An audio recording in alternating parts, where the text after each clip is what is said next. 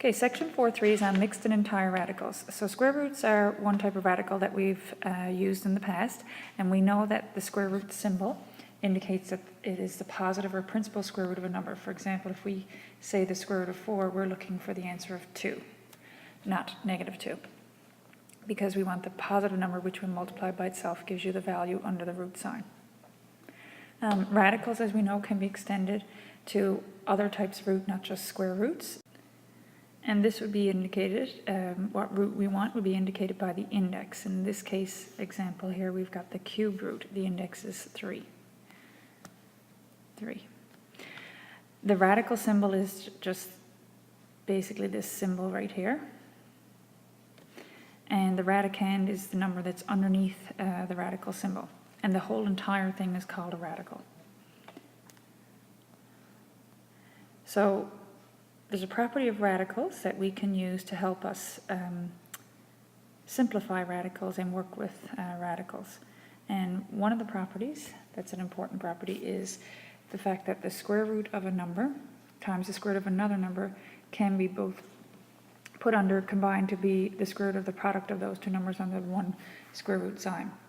But it isn't very important that you note that these two values under the individual root signs have to be positive or 0, because if not, these values here would be undefined. You cannot find the square root of a negative number. So that's why we have these two conditions here, that a and b have to be both greater than or equal to 0. Because you can't basically have two things. If a was less than 0 or b was less than 0, that would mean it would be undefined, because you can't find the square root of a negative number. There is no number which, when multiplied by itself, will give you a negative value. So the square root of a negative number would be undefined, and that would mean then you would be saying that the square root of something that is undefined times something else that's undefined would actually give you something that is defined, because you know that if two of them were negative and you multiply them, you would get a positive, and then it looks like this would have an answer when you're starting off with two things that don't make sense. So if a is less than 0 and b or b is less than 0, this property does not hold true. So those conditions have to be met, that a and b are both positive or 0. So if we go take a particular example, the square root of 4 times the square root of 9, we know that that's 2 times 3 and we get 6. And if we take the right-hand side of that equation and write it as the square root of 4 times 9, we get the square root of 36, which is also 6. So you can see that they're both the same. So this example here is just showing how that property works. And this property can be extended to radicals with any index. So basically, if you have two radicals, both with the same index, the nth root of a and the nth root of b, you can put them together as the nth root of the product of a and b. So if you had the cube root of a and the cube root of 125, that would be 2 times 5, or 10. And then if you put the cube root of 8 times 125, that would be the cube root of 1,000, which would also be 10. So you can see that property used there. Now, because you're talking about the index being n here, it is possible for these a's and b's to be negative in this case, because you can have the cube roots of negatives defined. If the index is even, though, it would have to be a positive value underneath, because if the index is even, like the fourth root of a negative, that's still considered undefined.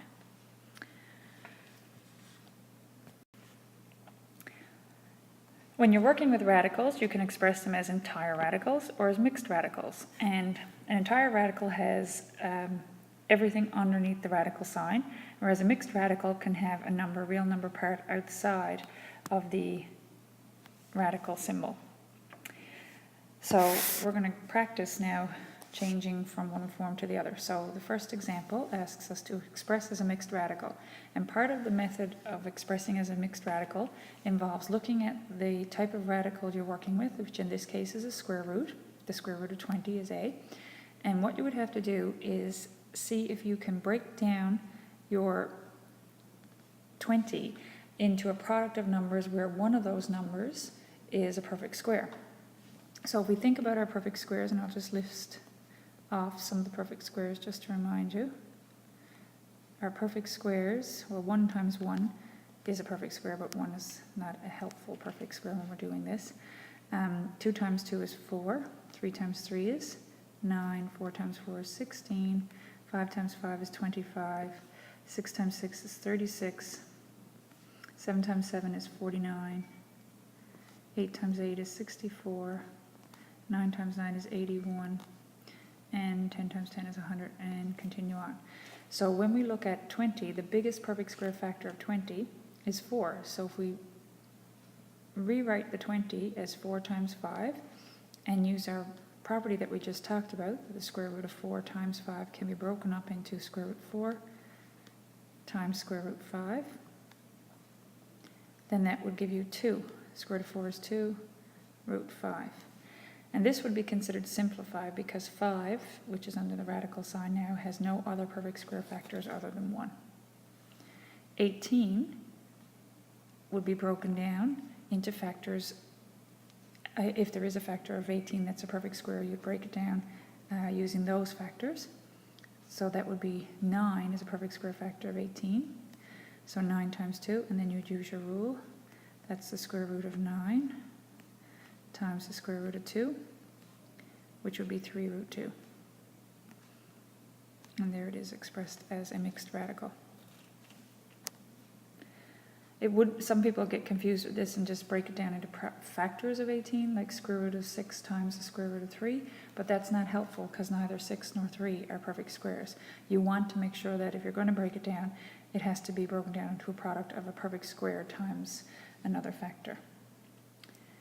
All right, so if we kind of work backwards now and think about putting them back as entire radicals, we would basically, if I just go back for a minute here and show you a different method that might help explain why we do what we do in the next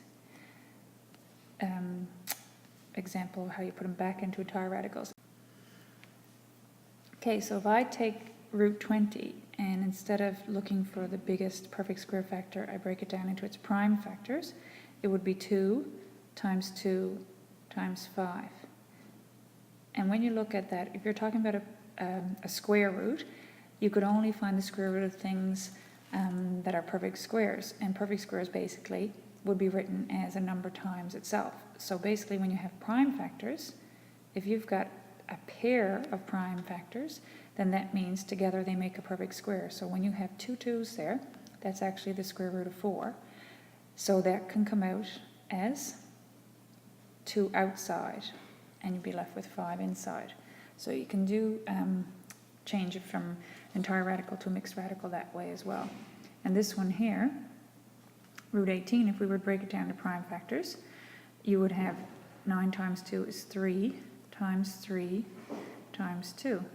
So again, you've got a pair of 3's, so that means in terms of a square root, a pair of 3's make a perfect square, and that would be the square root of 9, so 3, square root of 9 is 3, comes out, and you're left with 2 inside. So now if we go down to example 2, and we're trying to express this entire radical, you can see, if we go back up here, that 2 root 5, if it goes back under the root sign, has to go back in twice. So the same thing for these.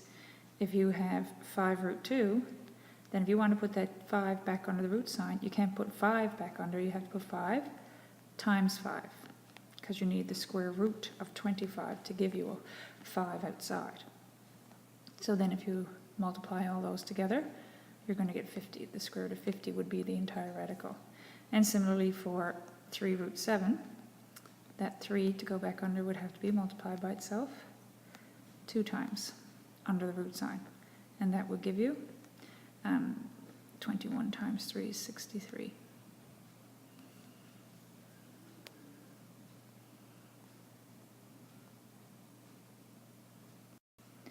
So if we try a few more examples here now, we can get into a mixed radical. You can use the prime factor method, or you can just break it down into perfect square factor times something else.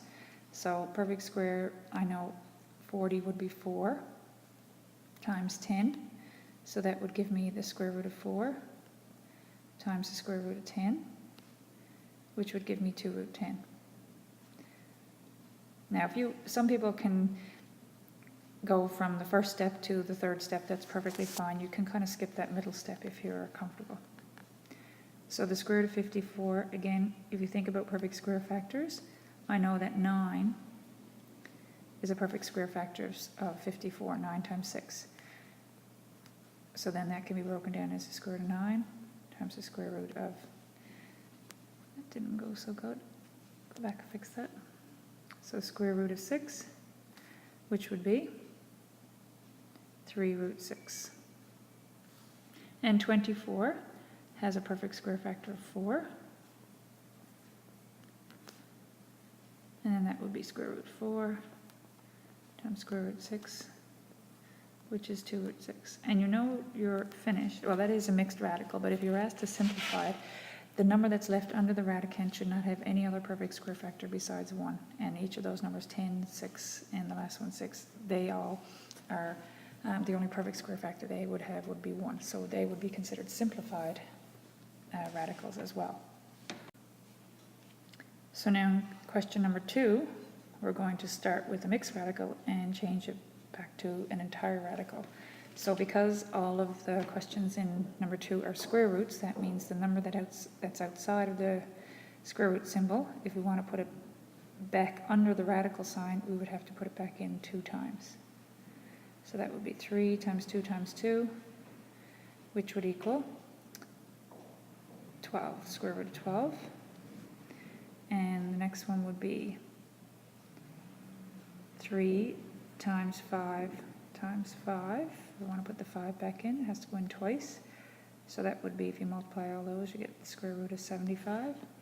And the last one there, you would have 10 times 3 times 3, which would be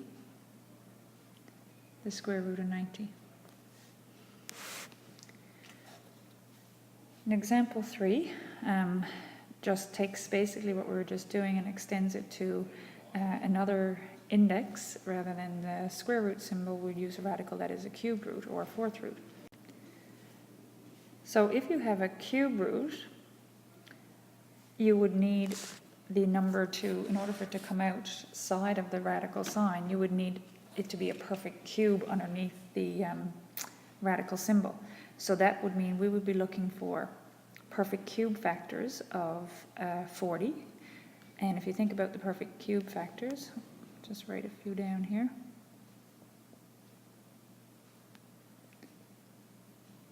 Perfect cubes would be 1 times 1 times 1, which is 1. 2 times 2 times 2, which is 8. 3 times 3 times 3, which is 27. 4 times 4 times 4, which is 64, and so on. And just keeping in mind B, we would be looking for numbers which would be multiplied by, I'm just going to say n to the power 4. So that would be, if n was 1, it would be 1 times 1 times 1 times 1 would be 1. 2 times 2 times 2 times 2 would be 16. 3 times 3 times 3 times 3 would be 81. And I'm not sure, 256, no. 4 times 4 times 4 times 4, 256. Maybe that's probably enough of those. And so on, you got the idea. So when we go to the first one, the cube root of 40, we know that 8 is a perfect cube factor of 40.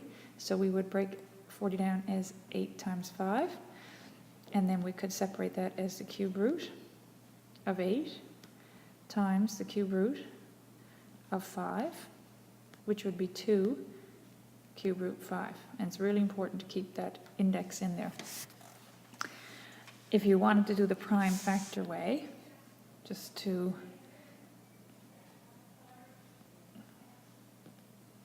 show you that one, I'll just say or. Prime factor method.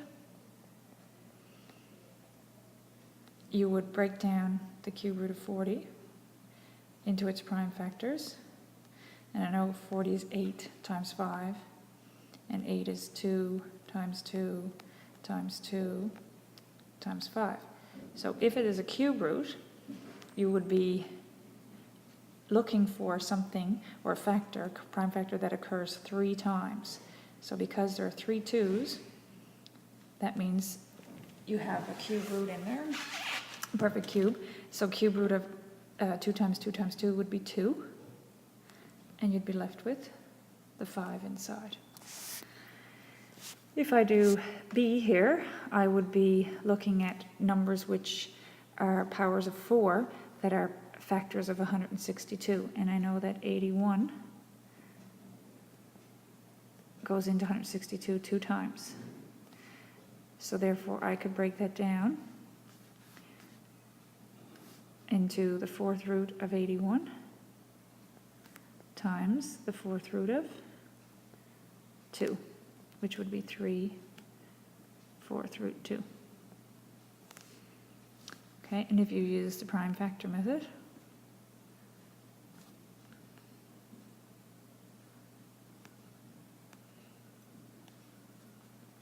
you'd have break 162 down. Eventually the prime factors would be 3 times 3 times 3 times 3 times 2. So if there are 4 3's there, that means it's there's a 4th root in there, so you can take that out as 3, and you'd be left with still underneath the 4th root sign, you'd be left with 2. Okay, so now we're going to try a few examples with cube roots and 4th roots. So the first one asks you to convert to a mixed radical. So we would be either looking for, in A, we'd be looking for a perfect cube factor of 54, or if you can't figure out a perfect cube factor, you can just start using the prime factorization method and break it down into prime factors and see if there is a prime factor that occurs 3 times. And for every prime factor that occurs 3 times, you take that factor out once.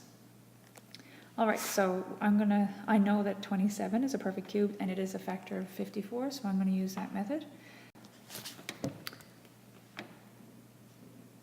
And 54 can then be written as 27 times 2, and then I can break that down as the cube root of 27 times the cube root of 2, which will give you 3, because cube root 27 is 3, and then you'd still have the cube root of 2, so 3 times the cube root of 2. The second one, B, is the 4th root of 32. So if you think about numbers multiplied by themselves 4 times, that would be that would be a factor of 32. I know that 16 is 2 to the power of 4, so the 4th root of 32, I could write that as 16 times 2. Looks like a plus sign there. So then that would be 4th root of 16 times the 4th root of 2. And then that would give me 2 4th root 2.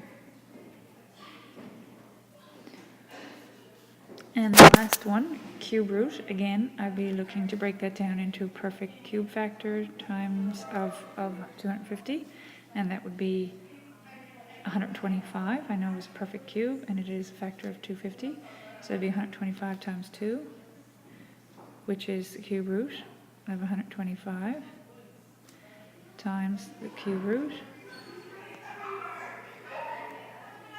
of 2. Some students out in the hallway there, so if you can hear that, I'm not sure. Apologize for that. So that would be 5 times the cube root of 2. I don't need that extra equal sign there. Okay, so the next example asks you to convert to an entire radical. And the thing we have to notice here is what the index is, because the index actually will tell you how many times that number that's out front of the radical sign has been multiplied by itself if you're going to bring it back under the radical sign. So in the first one, we have a cube root. So that means in order for that 2 to go back in, we need to multiply it by itself 3 times. So the first one would become the cube root of 6 times 2 times 2 times 2. So that would equal 8 times 6, which is 48, the cube root of 48. The next one, we have again a cube root, so if we want to put that back under the radical sign, we would need to multiply that 3 out front by itself 3 times under the radical sign. So that's going to give you 5 times 27, which I can do that real quickly, is 135, the cube root of 135. And the next one is a fifth root of 3 there, the symbol. So it's 2 times the fifth root of 3. So that means if we want to put that 2 out front, back under the radical sign, we'd have to multiply it by itself 5 times. So that'd be 2 times 2 times 2 times 2 times 2. And that would be 32 times 3, isn't it? 96, yeah. So that would equal the fifth root of 96. All right, so just have in the little cloud there, it's just basically telling you that a radical is not considered to be in its simplest form if the radicand has any factor which occurs the same number of times as the index underneath your radical sign, right? The radicand is a number underneath your radical sign. So in other words, if a square root has a perfect square factor, in the radicand, or the cube root has a perfect cube factor in the radicand, then it should be taken out. So next example just illustrates that you just make sure that you're taking out the largest perfect square factor or the largest perfect cube factor or whatever, depending on what your radicand, what your index is, because sometimes you may be breaking it down to a mixed radical, but it might not be the most simplified form. So for example, 72, if you were to factor that as 9 times 8, because 9 is a perfect square factor of 72, and that would break down to 3 root 8, that is a mixed radical, but it is not considered completely simplified because 8 has a perfect square factor of 4. So you would have to go one further step, or a couple of steps further, and write the 8 as 4 times 2, and then that would become 3 square root 4 times square root 2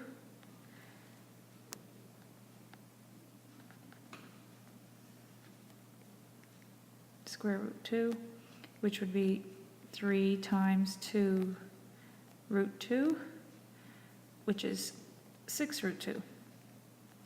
And that would be considered simply simplified, the simplified and mixed radical, because the 2 underneath the radicand now only has one perfect square factor of 1.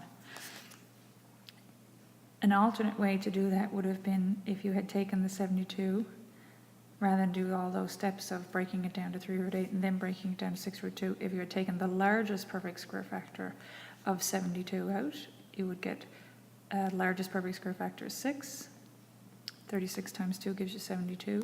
So that would give you the square root of 36 times the square root of 2, which would give you 6 root 2 in 3 steps rather than the 5 or 6 steps doing it the other way. Either way, you're going to get the right answer. Just make sure that if you are breaking it down, that you just double check before you stop to make sure that there are no further perfect square factors that come out. Because sometimes you can't think of the largest perfect square factor, or you just want to get started and you take out a perfect square factor, but just double check your radicand before you stop and make sure that you've taken out as many perfect square factors as needed. All right, so in the next example there, it's just basically the same idea, but with a cube root. So this person, whoever broke this down, took the 27, perfect cube of 27, wrote 1080 as a product of 27 and 40, which would mean that the cube root of 27 could come out as a 3, and you'd be left with the cube root of 40. But again, this is not considered simplified because cube root of 40 can be broken down as 8 times 5, and 8 is a perfect cube. So that would give you 3 by the cube root of 8 times the cube root of 5, and then that would give you 3 times 2 times cube root of 5, which would give you 6 cube root 5. So that would be considered simplest form. Okay, example 4 asks you to find the errors and write the correct solution. So the first example has a cube root, and it's written in a mixed radical form. So you've got 3 cube root 2, and they're trying to write it as an entire radical. And the mistake that's made there is that because it's a cube root, you would need to have 3 3's multiplied by each other, not 2. There's also another mistake there. You can't just drop the index. So if we correct those 2 mistakes, we would have 3 cube root 2 would be cube root of 2 times 3 times 3 times 3, if you want to bring it back under the radical sign. Extend that there, sorry. So that would become the cube root of 27 times 2, which would be 54. Cube root of 54. The next example is similar in that it's the number outside is not brought in sufficient number of times. So that 5, if it's a square root, should have been in there twice. But the radicand at least is correct. In this case, it was a square root and still is a square root in your solution. So the correct solution there would be 5 square root 3 should equal the square root of 3 times 5, bring the 5 in twice. So that would be the square root of 75. Example number 5, explain why the negative 2 cube root 5 is equal to 3 cube root negative 40, but negative 2 root 5 is not equal to the square root of negative 20. And that basically has to do with the fact that cube roots, you can find the cube roots of negatives in real numbers, but you can't find the square roots of negatives in real numbers. So this one here, both of these here, if you take the left side and the right side, are equal to the same thing. So this one here, we have that the cube root of a negative is defined. So if you have the cube root of 5 with a negative 2 out front, you can bring that negative 2 inside as negative 2 times negative 2 times negative 2. And that would give you the cube root of negative 40. So you get the same thing on both sides. But in this case here, you cannot bring the negative under the square root sign since this is a square root.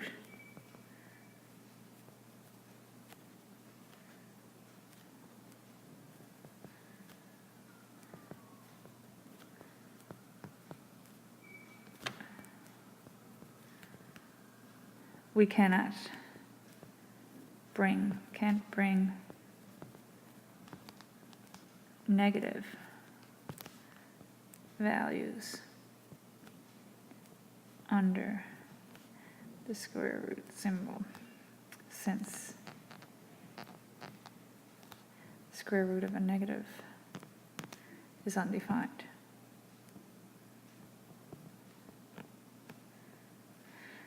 So if we take this here is an undefined number, and on the right side, the square root of negative is undefined, so this is undefined. But this one is defined, so we know that they're not the same, because the square root of 5 is a value, and then you can multiply it by a negative. So these two things are not the same. So how would you write negative 2 root 5 as an entire radical? Well, the answer to that would be basically you can only bring the 2 in, not the negative. So that would become negative 5 times 2 times 2, and it would be negative root 20, not the square root of negative 20 as in the last example. Okay, the last question here has a star next to it, so this is kind of considered a little bit of a challenge. So if we look at, and challenge being that there's some variables involved, not just numbers. So I'm just going to take, there's not a whole lot of space down here, so I'm just going to take some of the space up here. So we'll just kind of block that off for the answer to that, and I'm just going to move this up here. So the first one, we could write the cube root of 24 x cubed y to the 5th as the cube root. 8 is a perfect cube factor of that, of 24, so 8 times 3. X cubed is actually a perfect cube itself, so we're going to leave that like that for now. But y squared, I'm going to break that down as y cubed times y squared. This is why it's also a little bit harder, because involves laws of exponents, which you probably have forgotten about from grade 9. So when I do it like that, basically I have the cube root of 8 can come out as a 2. The cube root of x cubed can come out as an x. And the cube root of y cubed can come out as a y. And then all I'd have left inside would be the cube root of the 3 and the y squared. Okay, and the next example. So this was 6a part 1, and this is the question 2 in that same question. So if we have the square root of 50, a squared b c to the 7, then we'd be looking for perfect squares that are factors of that expression. So 50 would be 25 times 2. And then a squared is a perfect square. B is not.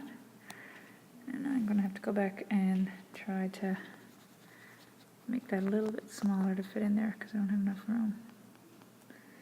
That won't erase for some reason. Okay, there we go. So try that again. So this is going to be 25 times 2, a squared, b, and c to the 7. If you think about that, c is multiplied by itself 7 times. So in terms of what we were talking about earlier with prime factors, there would be 3 groups of 2, like c times c, c times c, c times c, and then there'd be your c, extra c left over. So I'm going to put those 3 groups of 2 together as c to the 6. And then we've got the 1c left over. So then, when we take those perfect square ones, we've got the square root of 25, that's 5. We've got a squared is, the square root of a squared would be just a. And c to the 6 would be c to the 3. Because c times c times c, and then you multiply it by itself, you will get c to the 6. So then we put whatever's left would stay under the radical sign. So the 2, factor of 2 stayed there, and the factor of b stayed there, and the c by itself stayed there. It looks like a 1. I'm trying to fix that. Okay, so it'd be 5ac cubed 2bc. The part B for this question is probably might find that a little bit easier than the part A, but if you're putting it back under, again, you just basically, if it's square root, it has to be multiplied by itself twice. If it's cube root, it has to be multiplied by itself 3 times. So the first one here, if we're putting that back under, we would have 3p times 2p q squared, and you'd multiply it by itself. So by itself 2 times there to give you the radical as an entire radical rather than a mixed. So when we put all those numbers together, we got 3 times 2 times 2, that's 12. Need my square root sign. So I have 12. And then we have p's would be p times p times p, which would be p cubed. And then we'd have q squared times q squared, so that would be q to the 4, because that's q times q times q times q. I think I got everything there. And the next one, it's a cube root, so if we are going to put it back to an entire radical, we would have to multiply the stuff that's out front by itself 3 times under the radical sign. So that would be 2a squared b, 2a squared b, 2a squared b, which would equal the cube root of, that's a 4 there, 4 times 2 times 2 times 2, so that's 8 times 4 is 32. And if I put the a next, just to go in alphabetical order, it would be a squared times a squared times a squared, which if you think about that is a times a times a times a times a times a, which is a to the 6. And if you remember your rules from grade 9, you can combine that by adding the exponents. The b alphabetically would be next, so you've got b times b times b times b, so that's b to the 4. And then you've got a single c there. So that would be your answer to 6b part 2 as an entire radical. All right, so there's some questions down below here that are from your textbook that you can try for practice on pages 218 and 221.